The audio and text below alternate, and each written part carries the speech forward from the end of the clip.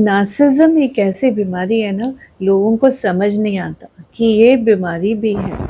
बहुत बार समझाना पड़ता है, बताना पड़ता है, दिखलाना पड़ता है उनके बिहेवियर पैटर्न से कि घरों में आपके आसपास आपके साथ ऐसा हो रहा है। तो ये नॉर्मल नहीं है। ये जो गुस्सा करना, इस तरह जलील करना, इंसल्ट करते रहना, गैस लाइटिंग करते रहना, इसको लोग सोचते हैं ये तो नॉर्मल हस्बैंड वाइफ के रिलेशनशिप्स होते हैं, या ऑफिस में अगर सीनियर है या जूनियर है तो अरे उसकी तो पर्सनैलिटी ऐसी है।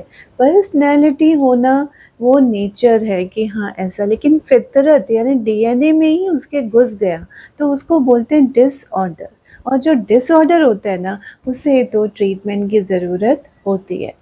लेकिन विडंबना ये है कि आज भी हमारे इंडिया में इस चीज़ की अवेयरनेस उतनी नहीं है। इवन बाहर भी डब्ल्यूएचओ काफ़ी एफर्ट्स कर रहे हैं इसके ऊपर, जो ऑर्गेनाइजेशन में जो लोग जुड़े हुए हैं, बहुत सीनियर लोग, लेकिन इसकी कोई दवा नहीं निकली है। और थेरेपी भी जो नॉर्मल ट्रेडिशनल थेरेपीज़ है ना, वो तो कतई नहीं लगती। तो वो बिल्कुल नई नई तरह की हमें इजाद करनी पड़ रही है, बनानी पड़ रही है, बातें करनी पड़ रही हैं, एविडेंस बेस्ड थेरेपीज़। तो हमारे साथ डॉक्टर रकीब आलम आज जुड़े हैं। ये जामिया मिलिया के प्रोफेसर हैं और इन्होंने भी अपनी जर्नी में बहुत इन्हीं नार्सिसिस्ट लोगों को देखा है, झेला है, जाना है अपने आसपास भी, और बहुतों को ये गाइड करते रहते हैं अपने केमिस्ट्री सब्जेक्ट के अलावा जो पढ़ाते हैं क्लास में। तो बहुत बहुत जी। आपका स्वागत है। जी, नमस्कार मैम। हाँ जी, तो आप बताइए कि ये जर्नी आपको कैसे रही और आप किस तरह इस अभियान में शामिल हो गए कि अवेयरनेस और चेतना आपने इस जन-जन में फैलानी है? देखिए मैम, इसमें ये है कि मैं पहले डेवलपमेंट ऑफ एंडोक्राइन सर्जन में काम कर रहा था। तो जो लिटरेचर सर्वे जो कर रहा है कि कैंसर से जो लोग मरते हैं, तो जिनको बीमारी है वही मरते हैं। लेकिन एक नार्सिसिज्म एक ऐसी चीज़ है मैम कि जो होता है कि प्रॉब्लम किसी दूसरे को है और उसके विक्टिम सफ़र कर रहे हैं। अगर देखा जाए जो नार्सिसिस्टिक पर्सनैलिटी डिसऑर्डर अगर पति अगर है, तो पत्नी की बहुत सारी बीमारियाँ होती है। उसका emotional violence, economic violence, psychological violence, उसके अलावा क्या कहते हैं उसके प्रॉपर्टी को हड़प लिया जाता है। और उसमें से बहुत सारी महिलाएँ जो होती है डिप्रेशन के शिकार हो जाती है, इंसोम्निया के शिकार हो जाती है, ओसीडी कॉमन है, एंग्जायटी डिसऑर्डर कॉमन है। बहुत सारी महिलाएँ डिप्रेशन की वजह से सुसाइड कर लेती है, बहुतों को हार्ट अटैक हो जाता है। उसी तरह से बहुत सारे पुरुष भी क्या कहते हैं सफ़रर होते हैं, क्योंकि ये नार्सिसिज्म क्योंकि कैरेक्टर ट्रेट है, मेल में भी होता है, फीमेल में भी होता है। बहुत सारे मेल भी जो है ना कुछ इस तरह के दर्द से झेल रहे हैं। तो अभी मैंने ये किया कि ये कैंसर से भी ज़्यादा घातक है, क्योंकि कैंसर से वही लोग मरते हैं जिनको कैंसर होता है। लेकिन ये narcissistic personality disorder either male हो या फीमेल हो, या परिवार में हो, या परिवार से बाहर किसी ऑर्गेनाइजेशन में हो, या फिर पॉलिटिकल फिल्म में भी अगर हो, तो जो विक्टिम होते हैं, विक्टिम का जीना हराम हो जाता है। वो यातनाएँ सहते या तो फिर वो क्या कहते हैं सुसाइड कर लेते हैं, या फिर उसका हार्ट अटैक हो जाता है, और या फिर क्या कहते हैं कि उसके खिलाफ स्मीयर कैंपेन कर दिया जाता है, कि समाज के सामने उसको इस तरह से बदनाम कर दिया जाता है कि दोहरी मार झेलते हैं उसके विक्टिम। लोगों को समझ कैसे आए? क्योंकि ये जन चेतना फैलाना, बताना, दिखलाना ज़रूरी है। वो सोचते हैं कि अब्यूज़ सहना तो एक तरह से ना कि वो हमारी ऊपर वाले की मतलब जिसके ऊपर ज़्यादा कृपा होती है, वही बर्दाश्त कर सकता है, और बर्दाश्त करना भी एक वैल्यू है। वो सबको नहीं होती। हम इतना बर्दाश्त कर सकते हैं, ऐसे पता नहीं कितना बड़ा मेडल लेके वो घूम रहे हैं कि हमारी बर्दाश्त की हद तो देखो कितनी है। कल परसों हमारे पास कोई लेडी आई, बोलती मेरे हस्बैंड ने मुझे इतना मारा पिछले 20 सालों में कि कई बार तो मैं बेहोश भी हो जाती थी, लेकिन फिर भी मैं डटी रही, मैं छोड़ के नहीं गई। नहीं, एक यही है ना कि एक है कि सामाजिक अगर देखा जाए तो यहाँ पर क्या है कि जैसे कि पति को भगवान बना देते हैं, माता-पिता को भगवान बना देते हैं, और फिर जो जो क्या कहते हैं सीनियर हैं उनको भगवान बना देते हैं। तो ऐसा नहीं है, इस चीज़ के लिए वही है कि इस चीज़ के लिए हमारा जो कॉन्स्टिट्यूशनल वैल्यूज़, हमारा फंडामेंटल राइट है, टोटल क्या कहते हैं टोटल फंडामेंटल राइट में आप एक्सप्लॉइटेशन किसी का नहीं कर सकते हैं। उसके अलावा ह्यूमन राइट है, मानवाधिकार है, है, उसके अलावा महिलाओं का अधिकार है, उसके अलावा साइकोलॉजी और फिलॉसफी है। तो जब ये सारा चीज़ मल्टी डिसिप्लिनरी एजुकेशन लोगों के अंदर में अगर आ जाएगा, तो लोग जो है ना बर्दाश्त नहीं करेंगे। क्योंकि बर्दाश्त करने का जो सीमाएँ ये होती है कि मान लेते हैं किसी को अगर यातनाएँ अगर होती है, तो वो अगर समाज के सामने में बात करने के लिए जाता है, तो समाज के लोग भी उसको कह देते हैं कि नहीं जाइए पति के साथ कॉम्प्रोमाइज़ कीजिए। कल रात को मैं किसी से बात कर रही थी कॉम्प्रोमाइज़ का बर्दाश्त करने की बात का, तो उन्होंने बोला कि मुझे मेरे शौहर से बेहद प्यार है, आप कुछ भी करिए, आप बताइए मैं इन्हें कैसे ठीक करूँ? मैं छोड़ नहीं सकती। बोलती ऐसे-ऐसे अल्फ़ाज़ मुझे सुनने को मिलते, उसके पेरेंट्स भी नहीं हैं, वो भी ऊपर वाले हुँ, के पास है, पर बोलती उनके खिलाफ़ भी ऐसे-ऐसे अल्फ़ाज़ कि मुझे समझ नहीं आता मैं कहाँ मरूँ, कहाँ जाऊँ? छोटा बेटा है वो वेट करता है कि पापा आएँगे, कुछ प्यार करेंगे, बैठेंगे, लेकिन उन्हें तो बिल्कुल फ़िक्र नहीं है। वो तो लेट आते हैं, उनके दोस्त वग़ैरह से भी बात करो, वो बोलते नहीं-नहीं ये तो काम कर रहे थे। पर इन्हें डाउट है कि इनका किसी और से संबंध भी हो सकता है, हमारी नॉलेज के बिना, क्योंकि घर में पैसे भी नहीं देते। ये बहुत छुपा के कुछ न कुछ काम करती हैं ताकि अपना डेली रोज़मर्रा का अपना काम हुँ, अपने ऊपर वो कर सकें, अपने लिए थोड़ा बहुत जो पैसे का हालाँकि शौहर हुँ। आते हैं, जाते हैं, घर पे कब लेट आए, कब उठे, उनकी कोई मतलब उसके कोई ये नहीं कह सकते कब आएँगे, कब जाना है और घर से कोई उन्हें मतलब नहीं है। उनकी जो मदर इन लॉ थे, वो भी बहुत इसी शायद शिकार होंगी वो नार्सिसिस्ट पर्सनैलिटी डिसऑर्डर का, क्योंकि उनके फादर इन लॉ जो बताती हैं, वो भी बहुत ज़्यादा इनके शौहर की तरह, इनके हस्बैंड की तरह थे। लेकिन जो मदर इन लॉ थी हुँ, उन्होंने इन पे बड़े ज़ुल्म ढाए। बोलती हुँ, कि मेरे 6-7 मिसकैरेजेस हुए और उसके बाद मेरे फादर ने बोला कि भैया जो ये अब बच्चा आने वाला है जो भी उसमें तो तुम बीच में आ जाओ, वरना मेरे को मतलब 7th मंथ में भी बोलते थे बाल्टी उठा के एक जीने से दूसरे जीने मतलब ऐसे रखो, वो करो। तो वो सब चीज़ों के कारण ना वो बहुत परेशान थी। उसके बावजूद जो हम बर्दाश्त की बात करें, बोलती मैं इनसे बेहद प्यार करती हूँ, मैं इन्हें छोड़ नहीं सकती। देखिए मैम, इसमें एक ऐसा तो होता है हाँ, ना बताइए क्या हो रहा है? कि इसमें एक जो होता है ना कि जो बर्दाश्त नहीं है, एक होता है कि ट्रॉमा बॉन्डिंग। जनरली जो नार्सिसिस्टिक पर्सनैलिटी डिसऑर्डर जो होते हैं, उनकी वो ड्यूअल बिहेवियर होता है और वो आइसबर्ग की तरह से ऊपर they are very confident, very charming, very sociable, very क्या कहते हैं सोलमेट। तो एक मोहब्बत की बारिश वो बरसाते हैं, जिसकी वजह से जो उसका पार्टनर जो होता है ना, पार्टनर उसके मोहब्बत में एक ट्रॉमा बॉन्डेड हो जाता है। लेकिन रियली में वो they are very pathological liars, उसके दिल में रहम नहीं होता है, वो हिंसाएँ बहुत ज़्यादा करता है, वो झूठ बहुत ज़्यादा बोलता है, वो क्या कहते हैं उसके दिल में क्या कहते हैं लालच बहुत ज़्यादा होता है। तो ये सारी चीज़ें उसको यूनिक बना देता है। तो होता क्या है कि कोई भी पार्टनर क्या होता है कि वो माइंड गेम करते हैं। जैसे कि पहले गैसलाइट करके उसको कन्फ्यूज़न में लेकर के आना, फिर वो जब उससे दूर जाने का कोशिश करेगा, जाने की कोशिश करेगी, तो फिर अपने ट्रैप में लाने के लिए मोहब्बत बरसाते हैं वो। तो उनका कांस्टेंट बिहेवियर नहीं होता है, हमेशा वो प्रताड़ित नहीं करते हैं। प्रताड़ित करने के साथ-साथ 90% उसका प्रताड़ना होगा, लेकिन 10% मोहब्बत देते हैं, जिसकी करेक्ट, वजह से वो जो विक्टिम जो होता है जनरली ट्रॉमा बॉन्डेड हो जाता है। Trauma bond. और ट्रॉमा बॉन्डिंग की वजह से जो है ना, होता क्या है, मैं भी बहुत सारे महिलाओं को देखा हूँ, बहुत सारे पुरुष को देखा हूँ। एक महिला है, उसको जो है ना उसके पति ने शादी के साल भर के बाद से ही बहुत ज़्यादा प्रताड़ित किया।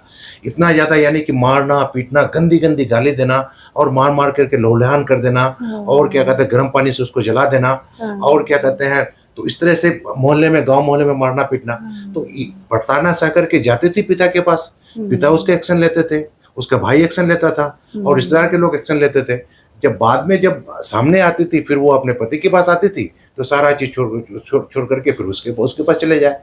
तो उसके बाद फिर बाद में फिर जब उसके पास रखे और समाज के लोग भी करते क्या है कि एक समाज की भी ज़िम्मेदारी है मैम, कि क्योंकि हुँ, समाज के लोग भी इस चीज़ को नहीं समझ पाते हैं, कि जो लोगों ने बताया कि यातनाएँ हुई, जाने के बाद जो पूछा है कि नहीं आप क्या कहते हैं स्टेटमेंट चेंज कर देती है या चेंज कर देता है, हमारे साथ कुछ नहीं हुआ।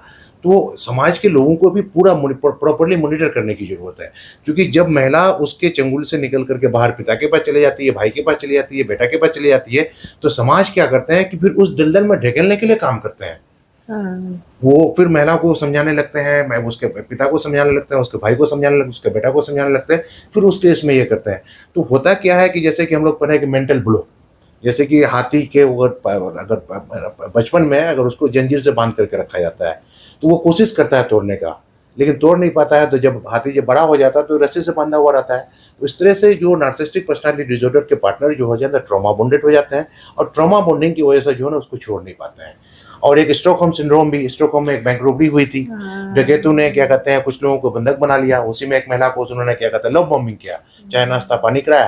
तो जब पुलिस उठा करके लकी डकैत को जेल ले गई तो उसको छुड़ाने के लिए वो चंदा इकट्ठा कर रही थी। तो इस तरह की चीज़ें और भी कम्प्लेक्स हो जाता है। जैसे कि अगर कोई प्रताड़ना अगर होती है, अगर पेशेंट उसका अगर ज़्यादा अगर बेटा या बेटी या पति पत्नी या जो भी है, अगर वो ट्रॉमा बॉन्डेड अगर नहीं है, तो अपनी बातों को समाज में भी रख सकते हैं वो, अपनी बातों को प्रशासन के साथ भी रख सकता है, इन्वेस्टिगेटिंग ऑफिसर के पास भी रख सकता है, तो उसको न्याय मिलता है। लेकिन दिक्कत ये आ जाती है ना, जैसे कि बहुत सारे पुलिस भी परेशान है। अभी मैम एनसीआरबी का डाटा है कि पारिवारिक मामले में महिलाएं जो एफआईआर करती है, तो 80% महिलाएं आइदर पुलिस इन्वेस्टिगेशन में या क्या कहते हैं कोर्ट में जाकर के बयान से पलट जाती है। तो उसमें बहुत सारे फैक्टर्स में एक बहुत बड़ा फैक्टर ट्रॉमा बॉन्डिंग का है। ट्रॉमा बॉन्डिंग, और इसमें जो आपने ये एग्जांपल्स दिए और ये वाकई में हो रहे हैं, हमारे पास भी इतने केसेस आते हैं कि एज डॉक्टर्स की वो बातें करना, उनकी थेरेपी। तो यहाँ कॉन्सेप्ट आ गया जो आपने जिस चीज़ को उठाया है, फैमिली थेरेपी, फैमिली काउंसलिंग। क्योंकि जो महिला इतनी प्रताड़ित हो रही है, उसके बर्दाश्त के हद को उसकी एक फैमिली वैल्यू समझा जा रहा है कि हमारे परिवार की लड़की है, उफ तक करती, मतलब ये चीज़ जो एक उसको वैल्यू की तरह लेना। लेकिन आप सोचो कि जिस महिला, जिस लड़की के साथ ये हो रहा है, उसके पिता भले कहें या नहीं कहें सदमे में तो है, भाई सदमे में तो रहेगा, बेटा सदमे में तो रहेगा। तो सदमे से उबरने के लिए भी सामाजिक सपोर्ट या काउंसलिंग सपोर्ट की इनको ज़्यादा ज़रूरत है। तो फैमिली काउंसलिंग चाहिए, नॉन नार्सिसिस्टिक स्पाउस की काउंसलिंग। लोग बोलते हैं इन्हें ठीक कर दो, जैसे वो लड़की ने मैंने आपको बताया, वो बोलती कि किसी तरह इन्हें ठीक कर दो, मैं इन्हें छोड़ के नहीं जा सकती, भले कितना मुझे ये पीटते हैं। और ऐसे गंदे गंदे जले भुने अल्फाज सुनने को मिलते हैं अपने पेरेंट्स के प्रति भी, अपने लिए तो बहुत ज़्यादा। इवन अपने मेरे बेटे को बोलते कि मारने को दौड़ते हैं, और उसके बाद कहते हैं कि तुमने मेरे साथ रहना है तो रहो, वरना मैं इससे ज़्यादा जल्लादी तुम्हें करके दिखाऊंगा। मतलब वो भी डरी हुई कि पता नहीं इससे ज़्यादा जल्लादी तो फिर तो मार ही डालेंगे। तो वो ये भी जानना चाहती थी कि ये मैं रहूं कि नहीं रहूं। देखिए ना, इसमें ऐसा करते हैं ना कि वो एक mind game, strong mind game होता है उनका। नार्सिसिस्टिक पर्सनालिटी डिसऑर्डर का जो होता है ना, वो क्या करते हैं कि जो जो जो पार्टनर, जो विक्टिम जो इस केस में आ गई, जो माया जाल में जो लव बॉम्बिंग करके सारे लोगों को नहीं कर सकते हैं, वो इम्पैथ लोगों को जब उसके माया जाल से, तो उसको क्या करते हैं कि उसको जो भी सपोर्ट करे, उस महिला, अगर कोई अगर महिला है, महिला का अगर पिता ने सपोर्ट किया, भाई ने सपोर्ट किया, या बहनवी ने सपोर्ट किया, बेटा ने सपोर्ट किया, या समाज के किसी ने भी सपोर्ट किया, तो बाद में वो गैसलाइट करके जो है ना महिला के इसमें उनके खिलाफ भी जहर भर देते हैं। प्लस वो क्या करते हैं कि उसके सपोर्टर, यानी कि उसका पिता को हो गया, उसका भाई को हो गया, उसका बेटा को हो गया, उसको भी डिफेम करने लगते हैं। और डिफेम करने के बाद क्या होता है कि क्योंकि उसके ड्यूअल बिहेवियर, क्योंकि वो क्या होता है कि राक्षस होते हैं परिवार के लिए, लेकिन समाज के लिए बहुत अच्छे आदमी है, राजनीतिक लोगों के अंदर में बहुत अच्छे आदमी है। पर्टिकुलर मामला में देखा गया है मैडम कि एक पति नार्सिसिस्टिक है, उन्होंने पत्नी का जीना हराम करके रखा है, उन्होंने उनको 3 तलाक दे दिया। 3 तलाक के बाद भी बाद में फिर उसको लेकर क्या किया भाई, 3 तलाक के बाद पति पत्नी का संबंध खत्म। और उस चीज के लिए उनको इनेबलर्स, उनके साथ देने में कुछ राजनेता भी उसका साथ दिए, उनका समाज के लोग भी उनका साथ दिए, तभी तो महिला आई उनको, जबकि उसके पिता उसको नहीं भेजना चाह रहे थे। वहां लाने के बाद फिर उसको रखने के बाद समाज के लोगों ने, ऐसी बात नहीं कि समाज के कुछ लोग जो शरीयत को जानते थे, उसका बैकआउट किया कि भाई इस तरह का रिलेशन ठीक नहीं है, तो आप लोगों का साथ में रहना जायज़ नहीं है, आप लोग अलग रहिए। लेकिन उन्होंने क्या किया कि समाज के लोगों को जो उसके आवाज़ उठा रहे थे, उन पर झूठा केस कर दिया।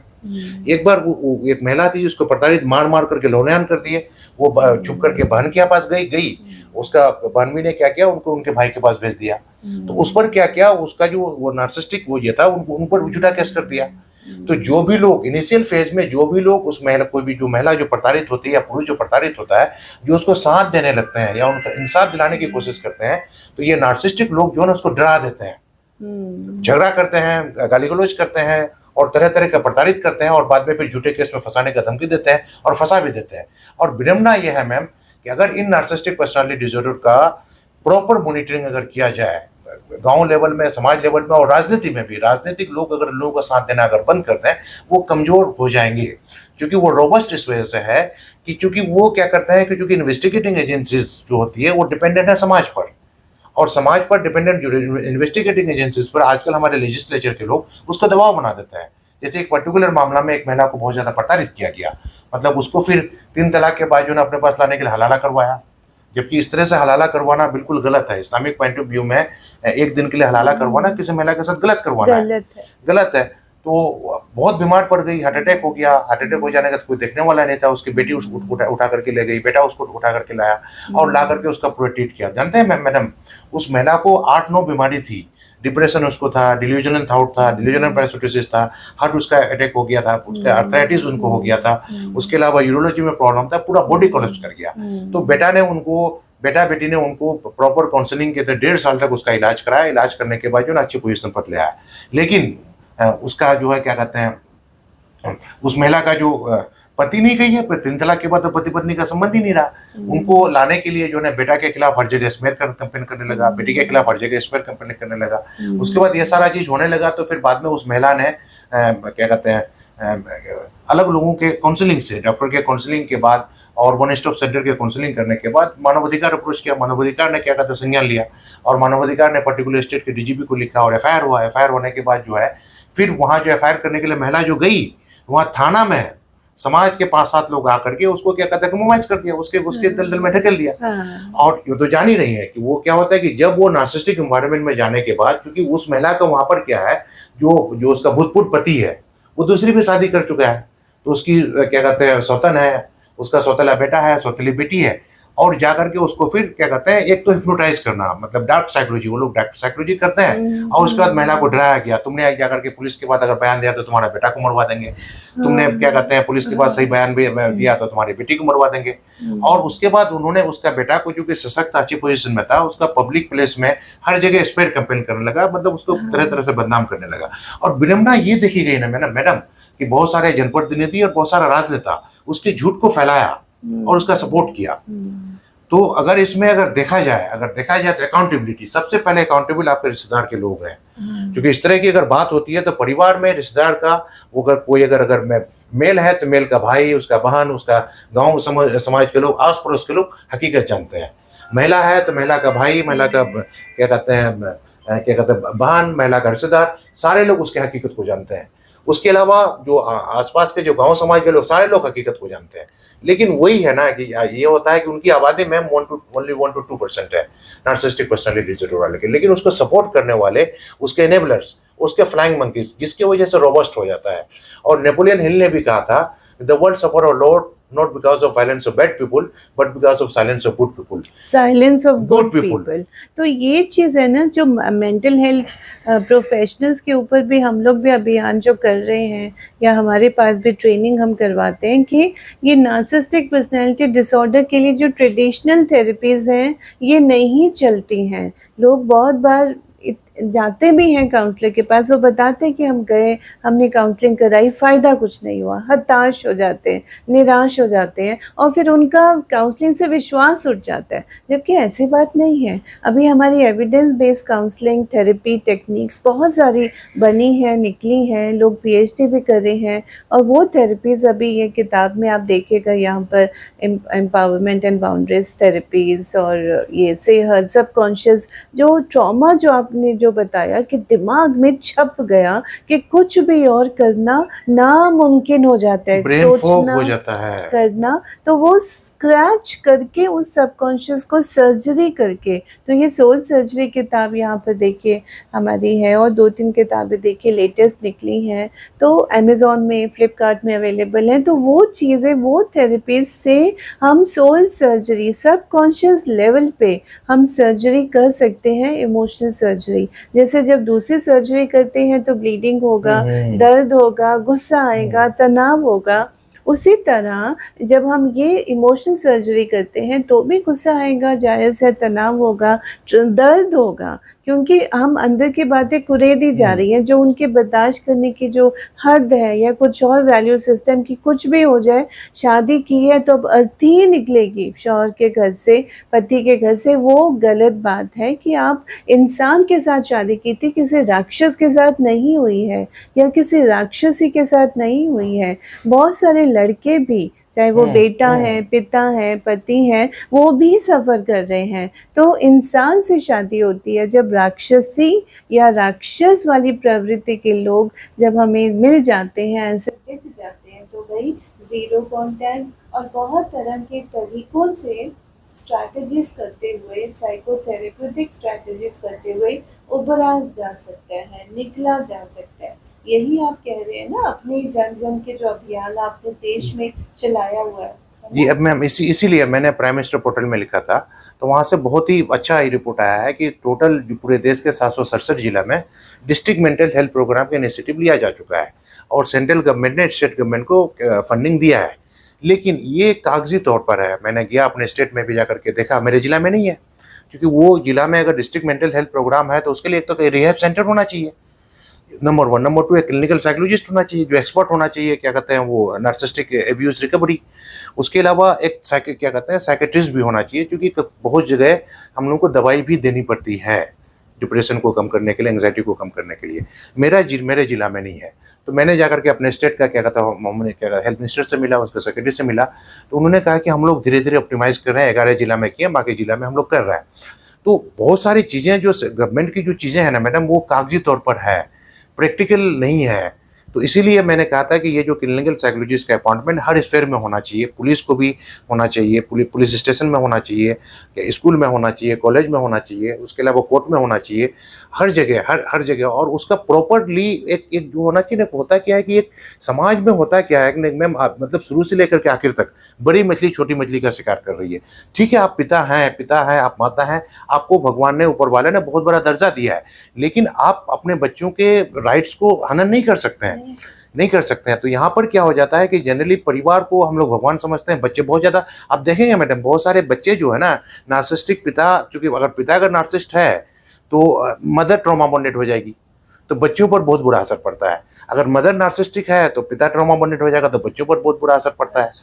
तो इन सारे चीज़ों के लिए एक तो ये है कि जिम्मेदारी, जैसे कि समाज में जो हमारा पंचायत लेवल है, तो पंचायत में मुखिया हैं, सरपंच हैं, जनप्रतिनिधि, वार्ड मेंबर्स होते हैं, इन लोगों की भी जिम्मेदारी है। ये लोग जिम्मेदारी नहीं लेते हैं, नार्सिसिस्ट से सब डरते हैं, सब डरते हैं। सब किसी का ये कहना होता है कि भाई हम अगर सच अगर बात बोल देंगे तो बाद में वो हम लोग को परेशान करेगा, हमारे पीछे पड़ जाएगा। वो ऐसा शेर है कि वो खुला खुला में तो और ज्यादा पीछे पड़ जाएगा। अभी कम से कम उनको है कि एक ही घर को तंग कर एक हाँ, तो लोग डरते हैं। तो बहुत बहुत धन्यवाद, आपने ऐसे ऐसे पॉइंट्स बताए कि मतलब मेन जो अभी आपने मुद्दा उठाया कि हमारी आगे की पीढ़ी, हमारी आगे की नस्लें खराब हो रही है, नस्लें और खराब हो रही है। ये जो है लोग सोचते कि नहीं हमने बर्दाश्त के लिए बहुत है, ऐसा नहीं है। वो आगे भी जो बच्चे भी तो वही देख रहे हैं, उनकी भी जिंदगियां खराब हो जाती है। वो भी जूझते रहते हैं, समझते नहीं है कि क्या करना है, what is right what is wrong. क्यों? क्योंकि देखा ही उन्होंने गलत बिहेवियर है, जी, वही वो अपने अमल अपने में अमल लाते करते हैं। हैं। हाँ, तो ये जो चीजें हैं, हमें सावधान रहना है, देखना है और समझना है। आपसे बहुत सारी बातें हम इसी तरह सीरीज में चलती रहेंगी, और आपको इंटरेस्टिंग लगा हो, आप लोगों को ये बातें दिल को छुई हो, जहन में आपके अगर थोड़ा सा भी घर कर गई है, तो प्लीज़ इस वीडियो को लाइक करिए, सब्सक्राइब करिए और भर भर के शेयर कीजिए, ताकि लोगों में ये अवेयरनेस बढ़े। और आपका ये छोटा सा ये जो शेयर है, कितने लोगों की जिंदगियां बदलने की उसमें ताकत है। तो आप प्लीज़ अपनी इस ताकत को यूज़ करिए, और बहुत बहुत धन्यवाद।